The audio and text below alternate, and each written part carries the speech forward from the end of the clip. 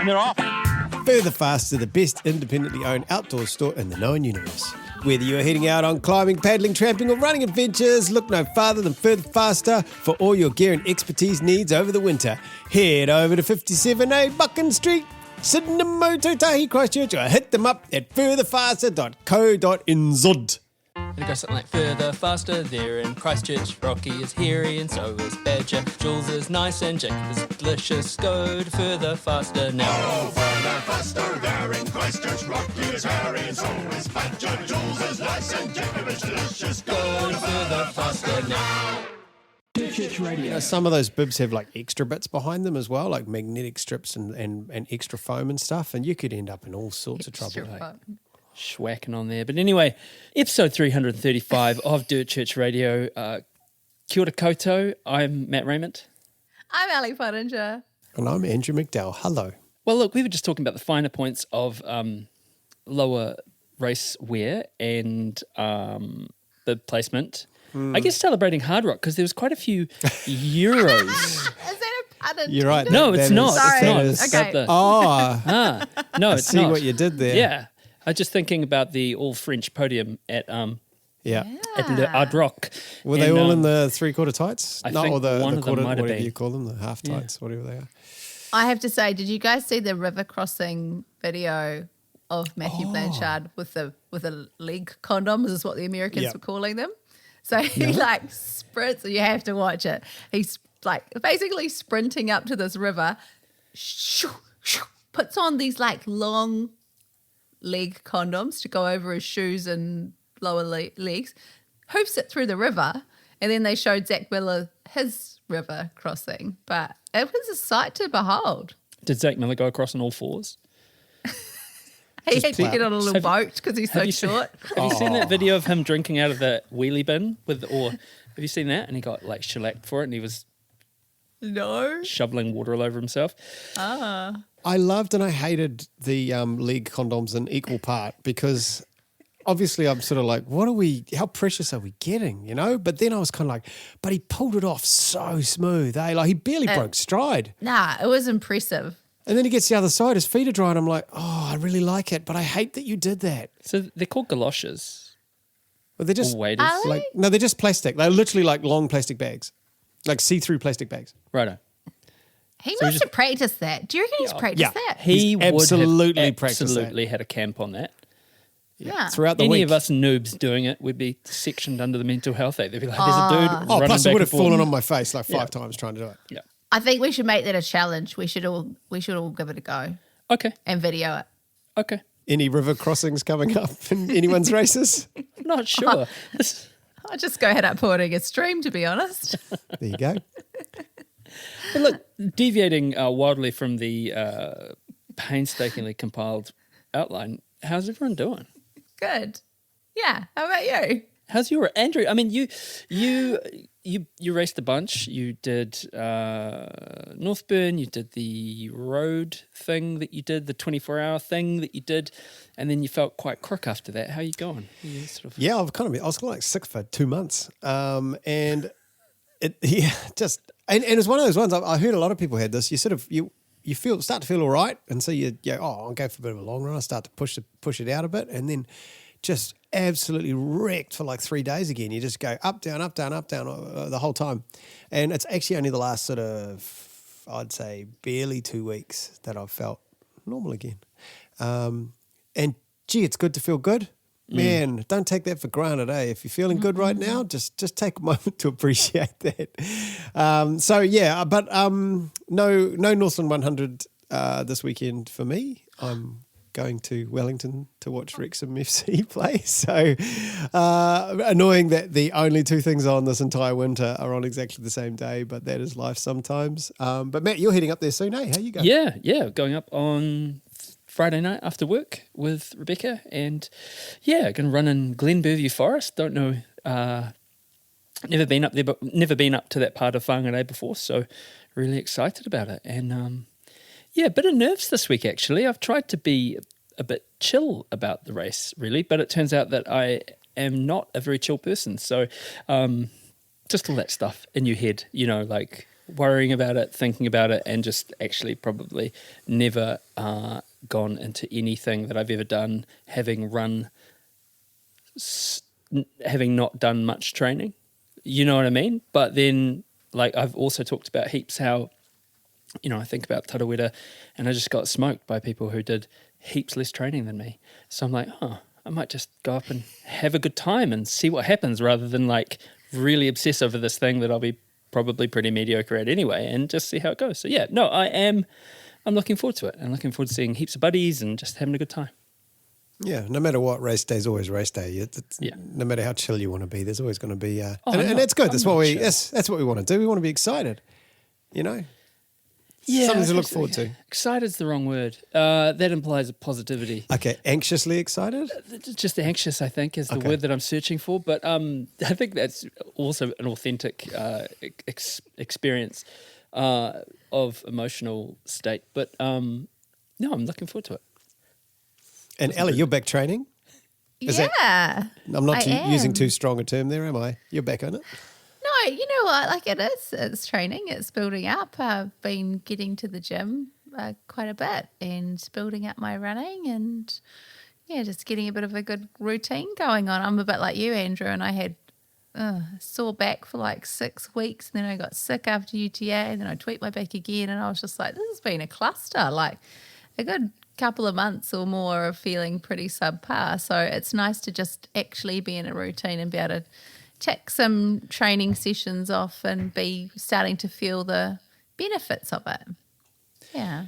It's nice to be in I was talking to my friend today, and I was saying it's nice to be in a process. Like, it's nice to be at a spot on a process. That's really nice, and having a sort of a sense of forward progression is good. But Some consistency, building up. Yes. It's a good feeling, isn't it? yeah, It is. yeah, not having this flaming bursitis in my foot. That's been that's really been quite nice.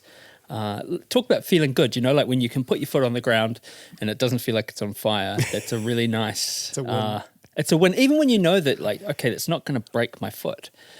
Just psychologically, every time you put your foot down, it hurts. It's so it's nice to leave that one behind. But look, Ellie, Hard Rock was on, looked awesome. What about James Edwin at Bandwater? Oh, that was so cool. Well, not cool. Like, that was fire. That was hot because it is hot, right? It's bad water. So it was pretty neat to just kind of gradually update the tracker and see he was just getting it done. Like, because it must be really blimmin' tough. I just looked at a post that Jeff Peltier put up, and obviously, and you made the somewhat snarky comment. Yes, maybe your people do, Andrew, but you're like, doesn't everyone run 100 miles in 21 hours? But he smoked it. He came through Badwater at 100 miles in 21 hours, and then I think he finished in like 33 something, and he said it just kicked. So that's a 35 miles, and obviously it's uphill to Mount Whitney from the lowest point in the contiguous United States to the highest, but it kicked his ass, and he said it was just like, it just destroyed him. So it looks impressively hard. His summary to me was slightly hard, never again, bro. Slightly hard. That was his whole thing. That's all he wrote. Never again. We'll see. We've all said never again, right? Did you ever see the photo of Glenn Sutton's feet after he did Badwater? Oh, I don't think I had the pleasure. Yeah, no, you wouldn't be paying for them. But my lord, yeah, what a thing. And it looked like too. I mean, we all kind of grew up, and I don't know about you guys, seeing Scott Jurek and that kind of the full, and Dean Karnazes and the full kind of painter suit with the thing, and people. It seems like people have moved on from that, and they're just wearing. I think they've got better at the cooling side of things, and just managing it better. And 49 degrees though, my goodness me. But look, speaking of hot races, moving on to hot races, Ellie, who do we have on the pod this week? Oh, we had Marianne Hogan, and she is fresh off Western States, 3rd place, I believe. Yep. And just, I don't know, she's a bundle of fun, hey? Like, she's just positive energy, absolute weapon. Like, the races that she's done, the results she's had, and the kind of trials and tribulations that she's been through. Just, you know, a lot of people talk about her mental toughness being, you know, supreme. And I think it does show, you know, that how she's rallied through the years in the sport and achieved what she's done. She must be one tough checker.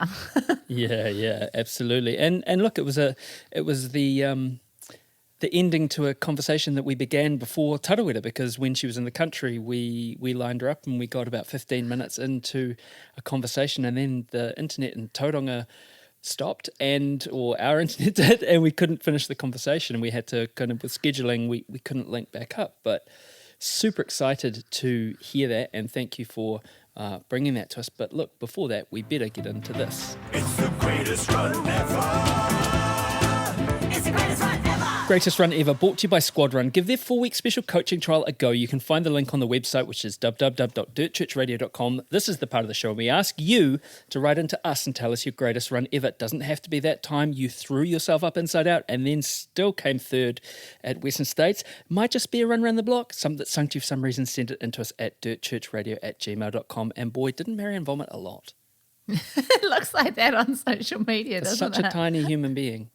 The amount of vomit that can get. Anyway, this is from Jenny Hurst, the legend Jenny Hurst. And just a heads up, this greatest run ever does contain mention of suicide. Jenny writes, I've had more than one GRE on Dirt Church Radio, but it's been a few years and there's been a very special run since then. Last year was a milestone birthday for me, the big 60. Up an age grade and still running. That seemed like something to celebrate. This birthday was particularly poignant as it was also the age my father was when he died. My dad lived an extraordinary life. Hans Hirsch was born in Germany in 1929, the middle of 3 children in a Jewish family. When he was 10, he and his siblings left Berlin on a Kindertransport, which she writes is a train carrying refugee Jewish children, and lived with separate foster families in Scotland throughout the war. They never saw their mother again, as she and most of their relatives died in the Holocaust. After the war, Dad emigrated to New Zealand, changing his name to Herb Hurst. He had an eclectic working life, serving in the army in Korea, teaching for several years, running his own car sales business, among other roles. He had many friends, most of whom were unaware of his unusual childhood. He skied, played tennis, and was an accomplished photographer and loved music. He spent hours outdoors with me during my childhood, encouraging me in whatever challenges I took on. We were very close. I was his only child. Sadly, a combination of health issues and other worries, and maybe the long shadow of his childhood, impacted his mental health in later years. He took his own life aged 60, when I was 25. At that age, I did not really comprehend what he was going through, but as I got older, it became important to try and make sense of it, and to do what I could to prevent others from experiencing what my dad and those close to him had to deal with. In 2015, I was one of the High 50 runners joining Mal during his epic 50 mountain marathons in 50 days. Collectively, we raised over $550,000 for the Mental Health Foundation. That was a cathartic and very positive experience. It occurred to me that when on my 60th birthday, this was another great opportunity to have a big adventure for a good cause, getting many of my running friends to join in. 60 kilometres for 60 years was scheduled on a Saturday in September 2024, and I plotted a 60k loop on the North Shore trails and beaches. Although the initial motivation was tragic, the intention was to have a big happy celebration with as many of my running friends as I could manage to join in. I set up a fundraising page with the Mental Health Foundation, outlining my dad's story and why I was doing this, which I shared far and wide. For those in the know, the North Shore of Tamaki Makaurau has some great trails with large sections of native bush, including a kauri and tōtara forests, as well as a string of beaches and rocky coast. Over the years, I've explored all the green bits in this part of the city, linking them together with as little road as possible, finding all hidden pathways and sport fields along the way. In the lead up to the day, I did a few recce runs with my mate Kelly, and by early September 2024, we had the course finalised. Event day saw a large group of runners assemble on the beachfront in Browns Bay. This has included a group of parkrun friends who are planning to run a short distance before the 8 a.m. regular 5k parky, 3 of my mates who are going to run the whole way, and others who had various goals for the day. My husband and greatest supporter Pete, aka Batman, and I just need to stop.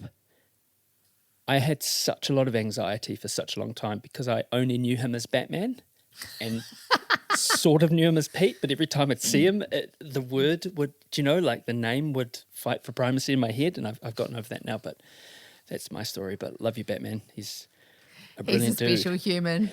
Absolutely. Anyway, Batman was crew chief with assistance from other good sorts. We set off past the shops, running the short distance to my local Sherwood Reserve park run where park runners were gathering. There were chalked messages of encouragement on the paths. This felt like a real event already. We wove our way up through a couple of small bush sections and some pathways to East Coast Road with friends waiting at the gate cheering us on. Then through the Northern Pathway parkrun start line, dropping off some of our runners on the way, we collected a few more people in Albany and then hit the first long section of trail with a photo stop at the Gills Reserve waterfall. Then through to Cal Park, Burnside and Fernhill escarpments with more technical trains and beautiful totara trees. A short section of road led to the first aid station at 15k near the sports fields off Rosedale Road. 2 car boots full of drinks, snacks, fruit, home baking courtesy of a dear friend. Best aid station ever, yet more runners were waiting to join here. We continued through the trails of Glenfield, Birkenhead and Northcote. The 30k aid station at Birkenhead featured a beautiful birthday cake and more runners joining the party, as well as some keen supporters cheering us on. After a lovely downhill section through the appropriately named Cody Glen, we headed for more hidden pathways in the lower part of Leroy's Bush to Little Shoal Bay near the Harbour Bridge with views of the city. Next stop was Stokes Point, right under the Harbour Bridge, a new location for most. A bit of a low-tide rock hopping under the bridge followed before following the pathway along the coastal side of the motorway, then through the tunnel where the old toll booths were located years ago, onto Onipoto Domain with a water stop and gathering of supporters, followed by a circuit of Tuft Crater and then a road section over to Takapuna Beach. The next major aid station was here, 45k in. Family and friends and workmates gathered waiting and yet more runners. The party-like atmosphere had built throughout the day and I still felt pretty fresh. Each time new people joined it, it all gave us a real boost. The highlight at this point was having Coach Ellie P join in, having travelled up especially. She'd got me race ready, so it was amazing and much appreciated to have her join for the final coastal section. More rock hopping between Takapuna and Milford was a bit challenging for tired legs. We hugged the coast pretty much all the way north with one more bush diversion onto Centennial Park and Campbell's Bay. This was meaningful. As well as some lovely trails, Campbell Bay Tennis Club is located here. My dad was a passionate tennis player and a member of this club, but a ruptured Achilles tendon put a stop to his tennis when he was in his 50s, and his connection with the sport and tennis friends fell away. At the time, I did not realise what a huge impact this had on his mental health, but how these parallels with my running, together with the community and the connection that it brought, has brought home to me what the loss meant to him. As we headed back to the coast, the end was only a few kilometres away. More runners joined at Mairangi Bay. The last section of coastal path from Murray's Bay to Browns Bay was full of chalked messages of encouragement courtesy of another friend. She'd even got some of the locals to put out out in the gardens cheering us on. We hit Browns Bay Beach for the finish line at our local pub, the venue for our local Monday night club run. A great welcoming party. Post-run celebrations followed with a wonderful cross-section of my running friends, as well as family and other mates. The day was a true reflection of the Mental Health Foundation's 5 ways to well-being: connected, to give, to take notice, to keep learning, and to be active. Obviously, with a fundraising run like this, connect, give, and be active aspects are obvious, but in addition, pretty much every single person who joined ran a trail they'd never been on before, learned a bit about our city and each other, and there were some great conversations and stories shared along the way. We covered 16 bush reserves and parks and 8 beaches. About 50 runners joined in throughout the day, some just for a K or two, some for the longest run they'd ever done, and at least a dozen supporters were out on the course. The total amount raised for the Mental Health Foundation was $8,462. My initial fundraising goal had been $2,500. I had incredible support from my family, work colleagues, and so many generous friends. Look, I just want to put up a massive shout to the running community who got behind the cause, helped me celebrate the big birthday, and provided me with wonderful friends and adventures over the years. Jenny. It was pretty special. It was pretty cool to, hear Jenny's stories and what it meant to her, and to just see all those people rally around. Yeah, it's amazing, isn't it? Jenny and Pete, or Batman, and Yeah. for those interested, he doesn't dress like Batman or wear any Batman-affiliated things. That we know of. That we know of. Maybe. So we don't know why he's called Batman. There's a story. Why is he called Batman? There is a story there, Okay. and I can't remember it. We'll but find out. he's not a billionaire vigilante, that's for sure. Well, I mean, he might not be, but He's my least favourite superhero, by the way. Pete No. Hurst is your league monster. I just don't gel with Batman at all. I just don't vibe with his energy. No. Anyway, Are you so- more of a Flash guy? Who? What are you? Flash is cool, definitely. Yeah, Flash is definitely cool. Is that your favourite superhero? I don't know if I have a favourite superhero. I just think of all the ones I don't like. it's Next week on terrible. Dirt Church Radio, Andrew's top 5 most disliked superheroes. But for now, Yeah. why don't we get into our amazing discussion that Ali had with Marianne Hogan? We've made it. Marianne Yes. Hogan.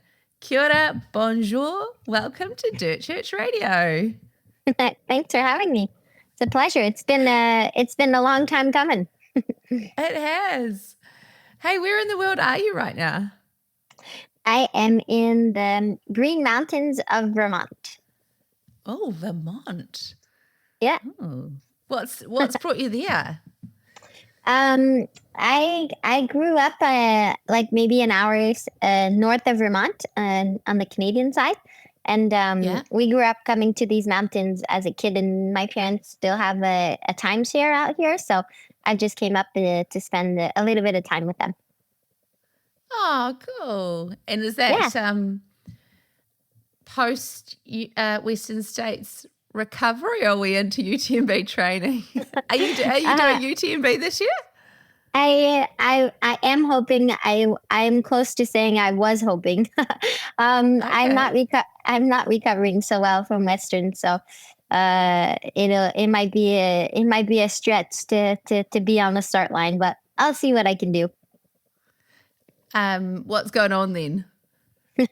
I've been dealing with some pain in my left hip. I had pain before Western, and it Western really made it worse. And I'm not quite sure what it is just yet. I will be doing some tests next week to kind of figure out exactly what it is that's going on. Oh, sorry to hear that. It's okay, but I just haven't been able to run since Western, so I'm not sure how I would recover quicker, or how I would recover quickly, but we never know. Life is full of surprises. I'm taking it one day at a time, and I'm still in the recovery process, so I'm trying not to be stressed for now. Good. And it sounds like you're in a good place with your parents, having a nice time. So Yeah, it's not all I bad. can't I can't complain.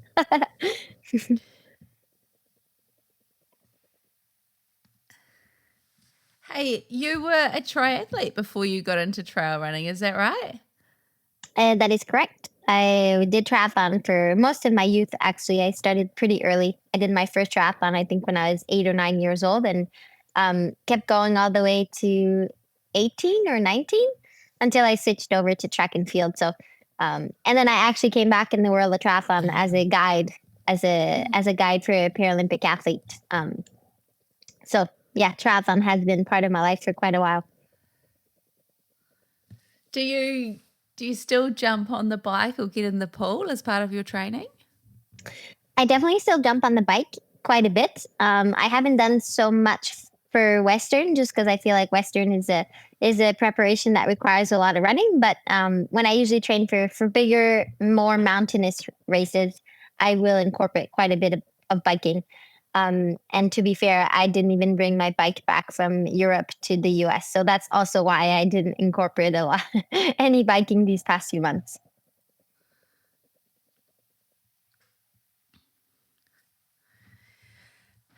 And then, so triathlon, how did you get, so you went to track and field. Is that was that the gateway drug for trail running? What happened there? How did you get into trail running? I did 5 years of track at university, and when I graduated, I really enjoyed running still, but I guess I wasn't that much interested in the pacing or the hard workouts on the track, like kind of like the more structured part of training that came with road running or track running, but I still really enjoyed running. So I kind of just fell into the world of trail running just because I enjoyed running so much, and there's no better place to do it when you're going for long runs, and then it is in the mountains. So I discovered trail at that point and kind of discovered ultras shortly thereafter. In 2022, you had an absolute blinder. So UTMB was at second place there, and Western States was third place. Yeah? Yeah, exactly. And they're pretty close together. So how did you manage to set yourself up to perform so well at both of those events with a short rest and recovery between them? Yeah, I think that if you prioritize recovery after Western States, I think that they're two races that are quite similar in a certain way. There's a lot of running involved, even if there's more hiking for UTMB. There is a lot of downhill running, which there's a lot in Western States as well. And so I feel like as long as you maximize recovery right after one race, I feel like there is a way to transition really well into the second. And I think another element that really helped me that year is that I had been coming back from a long hiatus within the trail world because I had gone to being a guide as a triathlete, and I also had been injured. So I think that I had a lot of pent up energy that I was willing to put out on the trails. So I think it was good timing for me. I think the energy word is kind of apt because people often, you seem like you're a bundle of energy and positive energy at that. Like all the, articles I've read about you and quotes that people have said always just describe you as fun. How do you keep your running fun and bring that fun to our sport? I think that it's central to a lot of the things I do. I would like to say that it's central to everything I do. I think that for me, being consistent and being able to push through the pain that we feel through 100 mile, I think it's important that you keep the element of fun, because otherwise I feel like giving up is so much more easy in a certain way, or you would want to give up easily if you're not having fun.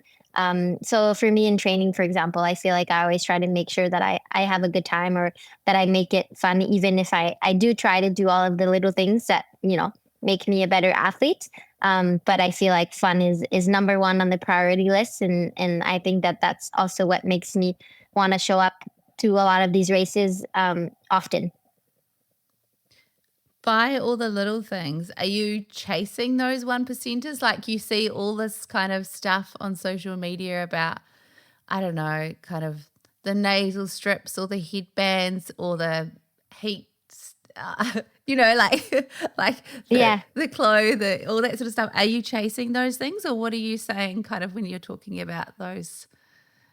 No, I don't necessarily. I feel like there's a lot of percentage we can still get with the big things that we can do better, even from a little standpoint, if that makes sense. Like I'd rather improve my my fitness and my health and my recovery before I start incorporating any of those things that you started mentioning, which I understand that people are doing it. But for me, it's more about making sure that I do my bases really, really well.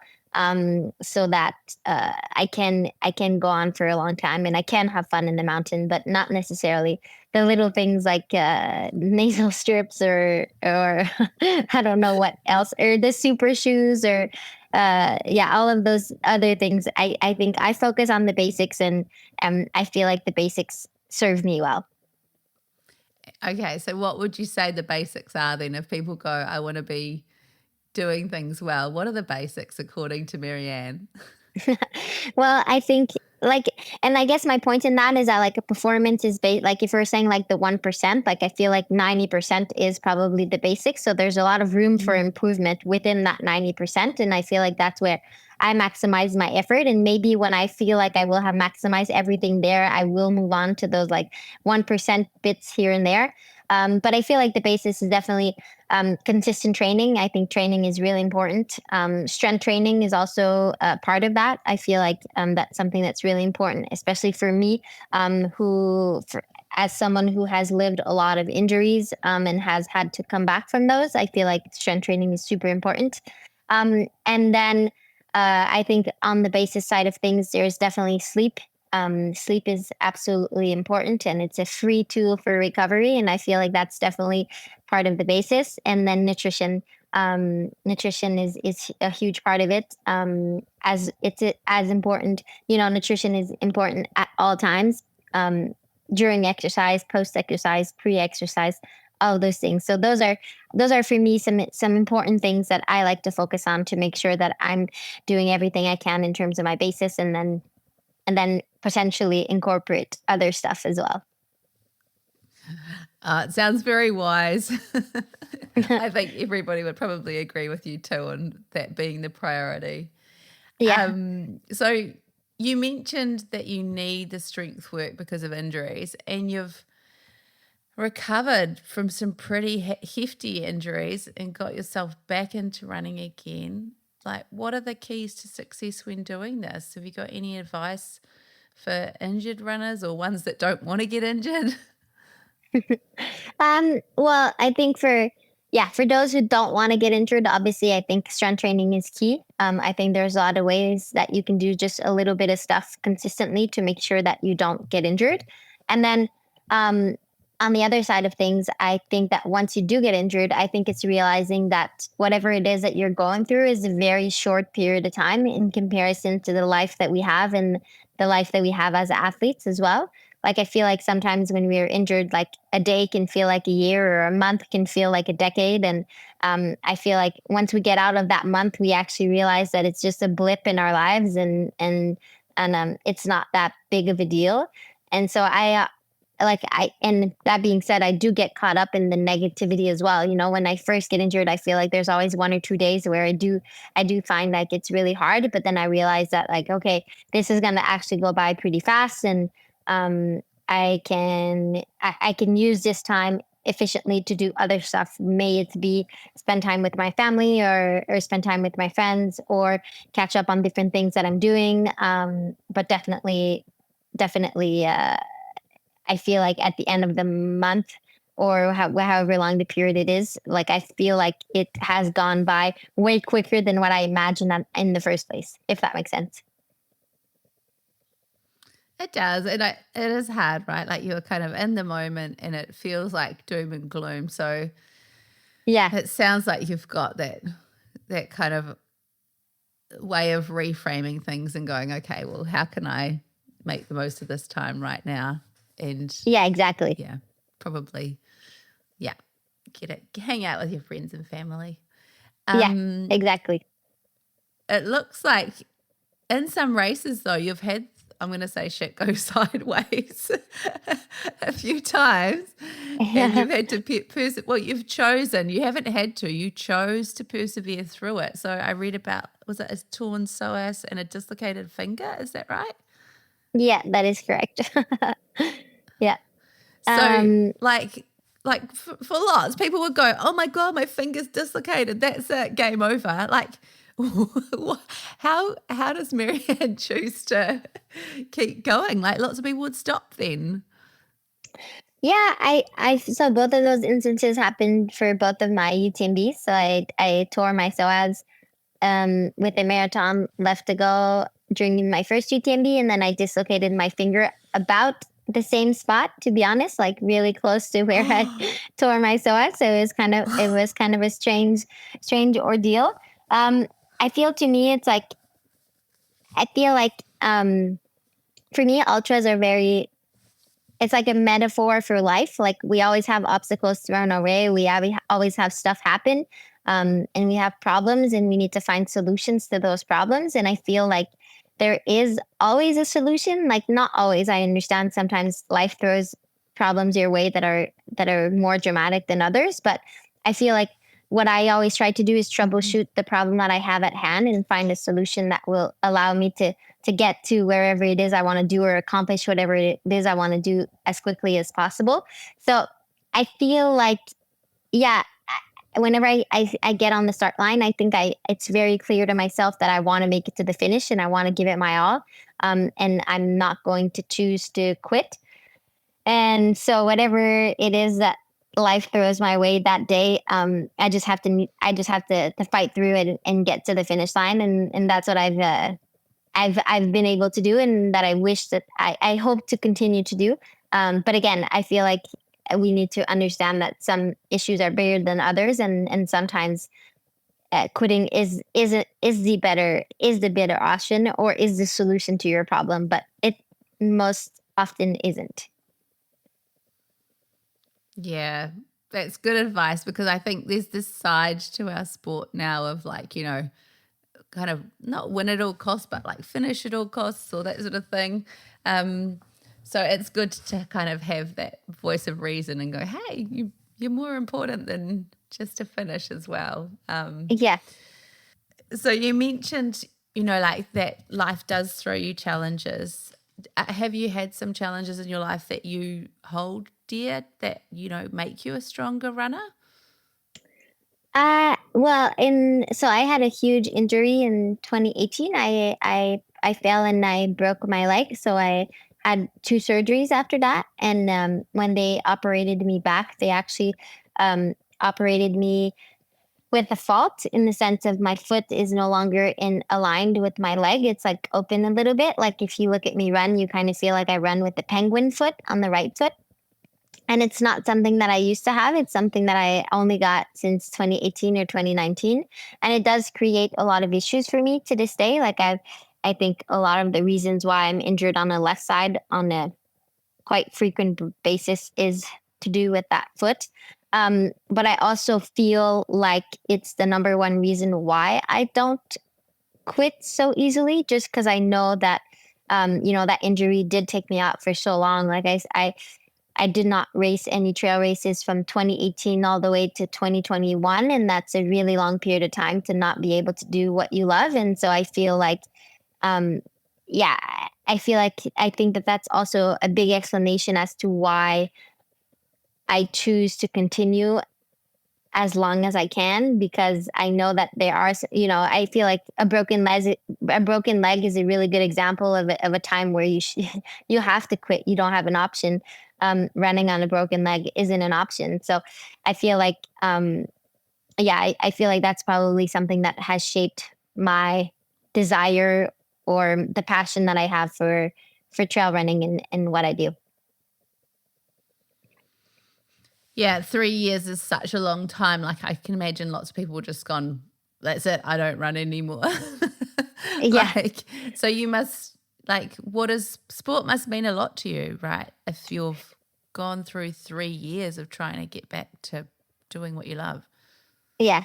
Yeah, it means a lot. And I think what I've come to realize is that I can live without it, but I feel less happy when I'm without it. And I feel like that's telling a lot. Like even these past 2 days since Western, it's been 2 weeks now, and I haven't really been able to run. And I feel like something is missing, even if, I'm perfectly happy and content. And I understand that relaxing is the thing to do right now. But I do feel like it has an impact on my mood and I guess my mental clarity in a certain way.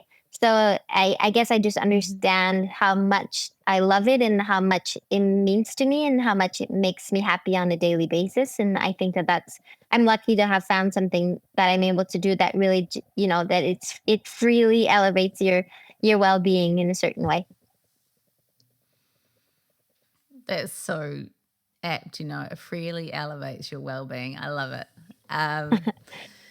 So recently, obviously Western States, it was fast, right? It was hot, it was fast, and you're just still there in the mix. Yeah. Given this, what do you think about that? Like the sport's getting faster?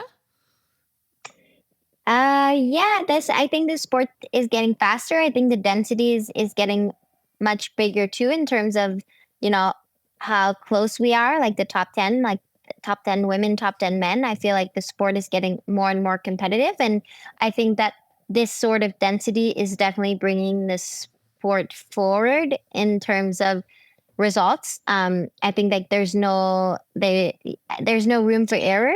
And if you do make a mistake, you pay for it more than we used to in a certain way. And I think that that's really good. But I also think that, as ultras is fast evolving, and we're we're evolving with science and whatever it is that we're discovering and things that we can do better in terms of training, preparation, and during. A lot of that has to do with nutrition, but I also think that a lot of that has to do with training principles that more and more of us are applying on a daily, weekly, monthly, yearly basis. So I do think that, and also because the sport is evolving, a lot more people are now living from it. And I think that that makes a difference in the sense of like everyone is now doing everything that they can to be the best runner they can be. There's not like, there's not a lot of things that people are doing differently. I feel like a lot of the things that people used to do maybe 5 or 10 years ago that would like differentiate them within the pack, I think now is just common behaviors amongst all elite athletes or all top 10 athletes within Western States results. Yeah, the capacity to train, right, when you're a professional athlete is different to somebody who's working and then trying to train on top and recover on top of that. Yeah, exactly. Do you get help with your training? Like, are you self-coached or are you coached by someone? No, I'm coached by someone. I'm coached by a French runner called Simon Gosselin. He coaches a lot of other athletes, top level athletes, and he is a top level athlete himself. He did Western last year, and he's a runner from France. He runs for On. Oh, cool. Mhm. Yep. What keeps you at the top of your game when it comes to training and racing? I think the acknowledgement that it's I never wake up. I feel like every morning is a blessing to be waking up and being able to do what I love as a job in a certain way. So I feel like that really helps me make sure that I do everything I can to remain in that position in a certain way. For me, it's easy to just feel like this is what I should be doing, and those are the things that I could do to make sure that I keep this life for me in a certain way, because I would like to keep doing it for years to come.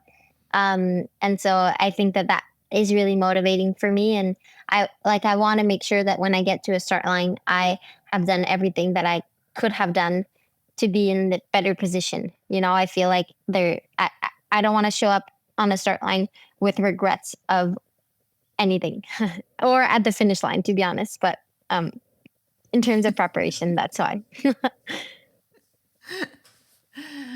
Yeah, and I think that's a nice thing, like not taking it for granted, just being absolutely stoked that you get to do this as your job, right? Yeah, that's it. I think I used to have a job on the side, and I kept my job for a really long time just to make. I feel like because I didn't want it to feel like a job, but then I switched the narrative to myself, and I was like, well, it doesn't have to feel like a job. I can just actually be happy and enthusiastic or grateful that it is my job, and reap the benefits instead of making it feel like an additional pressure. I think that comes through too in your social media content, that it just looks like you're having fun with it, like, how do you manage the social media side of things? I feel like I'm pretty transparent and open, I feel like it's a pretty good depiction of of my life through running, and I think that that's how I want to keep it. But yeah, I guess people who would know me would be able to speak to that better than myself. But I feel like it's a good representation of what I am and who I am, and why I do it. And yeah, I think that that's what I love about it. I love that we can share. Um, I love that we can share our love for running on social media in a certain way. And I just hope that it inspires others to do the same, and potentially, if it doesn't inspire a runner to run or to run more as their passion, like whatever it is that they're into, if it encourages them to do that, I feel like that's pretty good to me. Are there some topics, that you feel passionate about, kind of sharing or supporting with your profile that you have?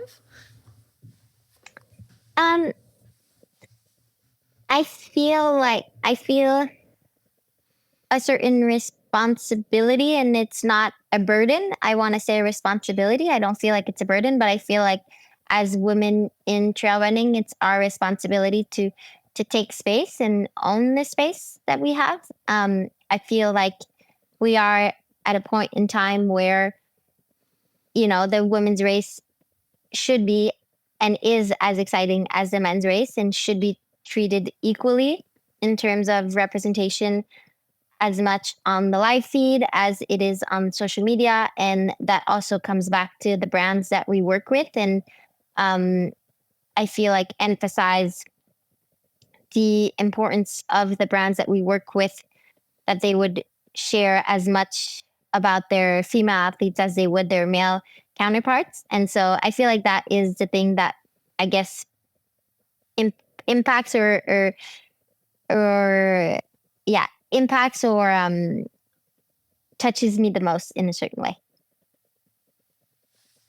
Yeah. And I think, I don't know, I'd be keen to hear your thoughts. Do you think we're making progress in that space? I think we're making progress. I think there's room for improvement. Like a lot of things in life, of course. But I feel like we're making progress, but I do feel like we do need to keep pushing for it, because it's not necessarily given per se, and that is a shame. But we are going into the right in the right direction for that. Yeah, and just watching that Western States coverage this year, I was like cheering for you, cheering for Abby, cheering for Caitlin, and it was really fun. Like I enjoyed watching that coverage and, having that split screen, like kind of like what we've got right now on our computer. Yeah. And seeing, the races unfolding. Yeah. So, well, and if I may, like in that context, like I think it's pretty interesting and pretty crazy to think that like the 11th, 12th, and 13th position in the males race or in the overall race were female. So I feel like that is proof that, the women race in itself is very, very impressive. And I don't feel like there is a need to be compared to our male counterparts. But for those who feel like it is necessary, I think that is proof in itself. Like if, the 11th place male is a good position for a male elite runner to be at Western States. And when you think about it, the women did 11, 12, and 13th. Like that's pretty impressive, I would say. And I think that should speak loudly to brands or, I guess media agencies or means of media to push for women's races, results, coverage, all of that. With improving things for women, are there any other areas that you'd like to see changed and how they cater towards women in the women's race? I guess I would just like to find ways, and I don't have a magic solution, because if I did, I feel like I hope that we would implement it, but I would love to see the participation rate of women at races really go up. And I feel like that was something that was very inspiring and motivating to see in New Zealand when I traveled out there for Tarawera in February. Like it was really impressive to see the participation rate of women at your races in Tarawera. And I'm not quite sure if that is the case for all races in New Zealand or why that is. But I think that would be interesting for us or for the rest of the world to take notes and try to figure out how you guys do it. Because I feel like that's something that could be really good for the sport as a whole, but also the women population, of course. What did you notice any differences? Like, so going with comparing Tarawera to what you're used to, like what did you notice that you think might be more inviting for female participants? I haven't noticed but I also think that like I was injured at Tarawera, so I didn't get the full experience. So I don't know if there are things that I might have missed. I'm not sure what it is exactly, and that's why I guess I was intrigued if maybe you had answers to that question, or if this is something that we should dig in more or whatnot. I do actually get asked that quite a bit, and I think the race started with Paul Charteris, who'd spent time over in the US, and he just loved Western states. So he basically kind of modeled Tarawera off Western states, and I think he set it up more for that racing, but actually it really suited that style, suits participation as well, because he wanted the frequent aid stations. He didn't want people to have to carry heaps of gear. He wanted it to be fast and runnable. And I think that's kind of part of what's led to it being quite an accessible race for people, because they go, I know that the next aid station's not that far away. I know it's not, like there's not high mountain passes. There's not like really remote sections generally. So it's less intimidating for people newer to the sport. The aid stations are like, full of options, and there's that friendly volunteer vibe. So like you'll always see women helping host them. So there's that comfort, I guess, that comes from that. And there's been, like the option for lots of familiarity runs, that sort of thing. Lots of female event staff. So there is a lot that is done and historically has been done really well as well, which I think kind of leads to that, I'll give it a go. And it really did start within the Rotorua community. Like we had, like the mums and the people working at the shop and the local GP and all that sort of stuff would go out and run it. And so from a visibility perspective, it's been really good as well, because it's so relatable for the people that enter and run it. They'll go, oh yeah, Sarah from my physio did it, or that sort of thing. Yeah. That's interesting. I do think that probably the accessibility makes a big difference for people who, as you said, might be hesitant to go on in an ultra running in the wild, or where you can't get carried out before until like 50 kilometers later. I do probably think that has something to do with it. But I do think if that's the case, I feel like there are a possibility to have a lot of those kinds of races in place in order to kind of reassure people that they are able to cover the distance and whatnot, and then perhaps move on to different races that are perhaps less accessible. So that would be definitely something to look into, and I think something worth exploring as an option to increase participation. And thinking about that, like we at Tarawera, I spoke with Corinne about kind of that demystification of ultra distance. What would you say to somebody that's, like that they love their running, they've done some half marathons or maybe a road marathon, and they're going, oh, I'd like to try this ultra business.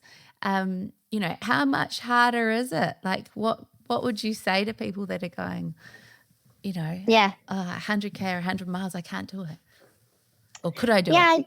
Yeah. I think that people feel like the distance or the numbers are like a big, hairy, audacious goal. But in reality, like I feel like the best way to describe this is if you line up one day to do a 30-kilometer race, like 30 kilometers feels long, like it just feels long because that's what you're doing and that's what you have to do. But if you line up for a 50-kilometer race, then your 30-kilometer doesn't feel as long. And so I feel like it's only a matter of perspective. And I feel like as long as you train your body to do whatever it is that you're going to do, I feel like anything is possible. And so I feel like people who are afraid of it or worried about it, they need to understand that there is a process that can be done to get you ready and prepared. and that's all you need to do to get it done. And it's I think it should be less daunting if you are well prepared. And I think there's a lot of ways that you can get well prepared. So yeah. Maybe that's part of the challenge for a woman with that. I mean, I know, maybe it is part of the challenge, is that feeling prepared, right? Like having the time to kind of throw at things to feel prepared to take these things on. Yeah, but I also think that to each their own ultra marathons, like you don't need to do, for me, I feel like longer isn't necessarily more difficult or more impressive in a certain way. I feel like there is something to be said about someone who races a 50K or someone who races an 80K, like, and that those to me are ultras. Like, it's any distance above a marathon. And I feel like you can find a way to fit. You can find a way to find a goal that fits within your schedule and your reality, and not necessarily look at what it is that other people are doing. Because yes, indeed, the reality is I do not have kids. I do not have a job. And of course, I can train easier for an ultra marathon distance, like 160 kilometers. But I feel like someone who, maybe has a full-time job and is a full-time parent, I feel like could find a goal that would motivate them and get them outside and have them do something that they can be proud of. And so, I feel like there's obviously different reasons for why people would do different distances. And I feel like people need to understand that, every reason is a good reason to do whatever distance it is that you're choosing to do. And it's impressive in itself, Absolutely. Because when you came to Tarawera, you ran the 21K, right? Yeah. Yeah. And I'm sure it was a lot of fun still, even though you weren't doing the distance you lined up for. It's still great to be able to engage with the sport regardless, right? Yeah, it was really fun. I couldn't race. Like, I was barely able to run. Like, those were the first few days that I was running after my injury. But it was really fun because, as you said, like the aid stations are really, really lively. And oftentimes when you're racing, you're not, you're not paying attention to all the little details and all the little things that are happening at aid stations. So I did find that really fun, actually, to run that distance and get to live the race differently. Yeah.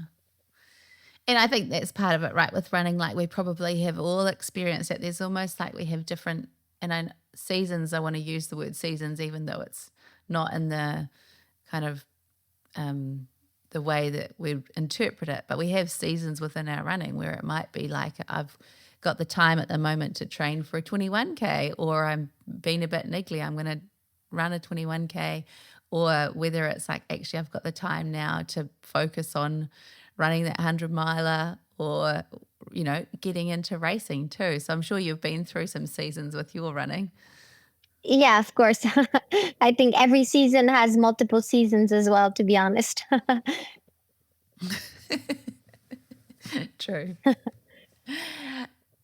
Hey, you've done incredibly well at both UTMB and Western States. Which race do you prefer and why? I have a lot of trouble answering that question. I feel like it's hard for me. It's like when people say, "Do I prefer French or English?" or That's or one of things my like other that. questions. I love them both for different reasons. I feel like both of them have different things to offer. I think I love the ambiance that Western States offers, but I love the course of UTMB. I feel like I love the big mountain views, and I also really enjoy hiking with poles or running with poles. I feel like whenever I train for Western, that's something that I miss.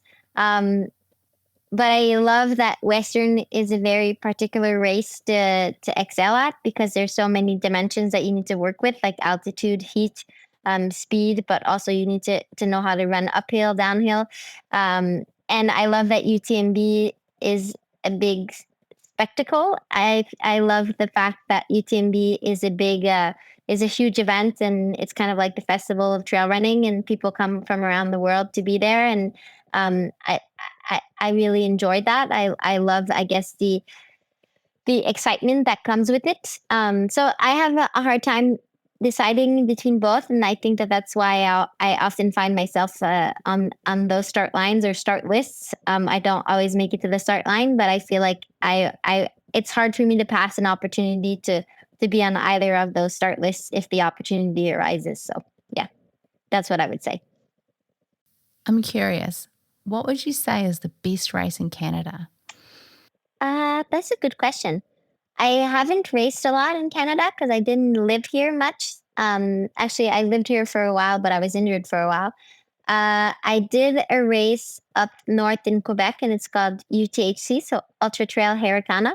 And I really enjoyed that race. I feel like it's they make it a big weekend, like kind of like a family weekend, and it's a festival, and they have a concert on Saturday nights, and it's a really nice course as well. So that's a race that I enjoyed as well, and kind of is close to my heart. But I have to say that the mountains on the West Coast are also very, very nice. And there are quite a lot of racing up there. And I know that Gary Robbins puts on a lot of really cool races. So I feel like those would have to be at the top of the list for anyone looking for a race in Canada. You came and spent our summer in New Zealand. When will we see you back in our neck of the woods again? I don't know. I hope so. We had a really good time actually. We rented an RV and we spent 2 weeks traveling on the South Island at first, and then we took the ferry over to the North Island and explored the volcanoes up there, and we had a really good time. We loved a lot of things about New Zealand, and one thing that struck us was, I guess it's very stress free. I feel like it's really easy to rent an RV and travel around. But I also love the fact that there's not too much traffic. We don't have to worry about wild animals. Like that's actually pretty crazy when you think about. Like there's really no wild animals to worry about.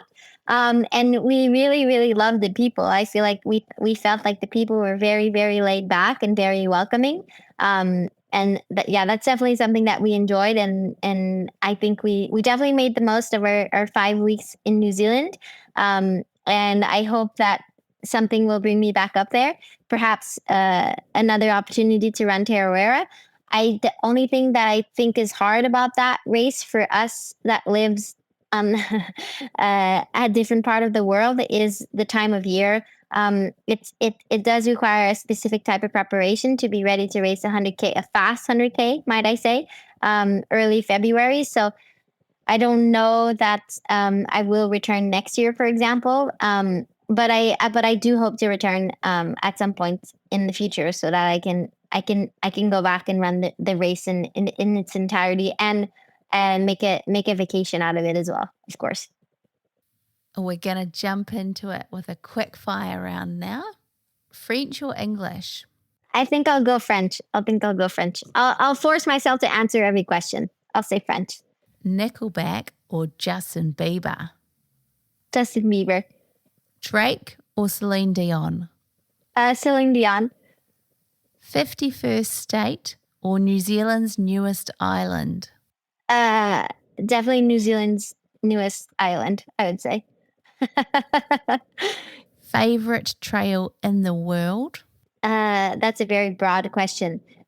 I like any type of trail that follows the ocean or that like a mountainous range next to the water. Like that really is, those are my favorite types of trails. Any type of trail that follows the water. Western States win or UTMB win? I think I'll go UTMB win. Who is your female running idol? I think I'll say Camille Bruras. She's my close friend, and she's definitely somebody that I idolize for the person and athlete she is. But her persona as a whole is someone that I idolize for sure. Male running idol? Male running idols. I have a lot. I think I'll for a similar reason I'll say Mathieu Blanchard, who's a really good friend of mine, and I love what he builds for himself as a runner, and a character, I guess, in the realm of trail running and beyond. Best post-run food? I think I will say a burger. I feel like a burger always hits the spot. Like with no, not poutine. Poutine is too greasy, but I like it. I like a good burger with a lot of toppings. Like I like the burger to be very tall. Best running song? Best running song. I listen to a lot of French music when I run, and there's one song that I listen to for 4 days straight on repeat, and it's called Musica by Carbon, and I wouldn't say it's a good specific running song, but it works for me and I really like it. What's the best advice you've ever been given? I think that it's not an advice that I've been given, but I guess kind of life gives you advice. I think like optimism is a choice. Like I think we can choose to be optimistic, and I think that that's an advice that I like to have on a daily basis with whatever it is that I'm going through. We can't always control a situation, but we can control our reaction to the situation. And I think that that's good advice for sure. Lastly, there's a question that we ask everyone who comes on Dirt Church Radio. Marianne Hogan, what has been your greatest run ever? My greatest run ever. I think there was a time in my life where on Christmas Day, my whole entire family would go for a run. And that's a tradition that I really enjoyed. And I couldn't tell you a year specifically, but I feel like in those moments, I felt really lucky to live that as a moment. So I think that would probably be one of them. Thanks so much for joining us, Marianne. It's been an absolute pleasure having you on Dirt Church Radio. Well, I appreciate it. Thank you for re-inviting me after the first internet flop a few months ago.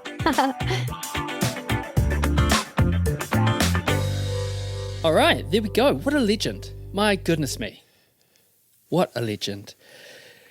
Does it make you want to, I don't know, when you get injured that badly or just to have that many kind of struggles, it's not a linear thing, and then just to be that good at something, it's pretty incredible.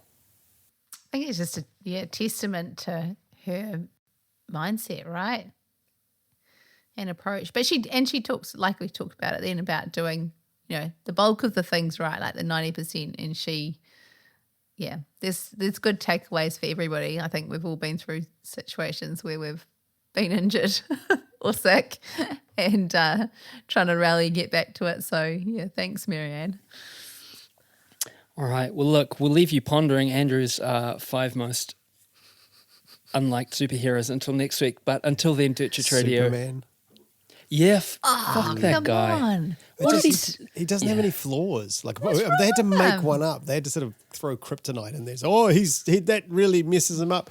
But the rest of the time, he's impossible to stop. Also, and don't at me because it's a female, but Captain Marvel, because how dare you? Because she just spoiler if you haven't seen the Avengers, but she just turns up and wastes everybody. I'm like, well, you got to much like Marianne Hogan. You can't. Okay, sure. I'll get that list to you soon. Dirt Church Radio is presented by me, Matt Raymond. Me, Ali Pottinger. And me, Andrew McDowell. We're on all the podcast platforms, so follow, and give us a rating. It helps. We're on social media at Dirt Church Radio, and email us at dirtchurchradio@gmail.com. And remember to sign up to our Substack for a weekly newsletter and aid station podcast. Also write in with your greatest run ever. We'd love to hear from you, and you can read them on the website too. Thanks to our supporters Further Faster, That's It, Squadron, and our Substack subscribers in the DCR aid station crew.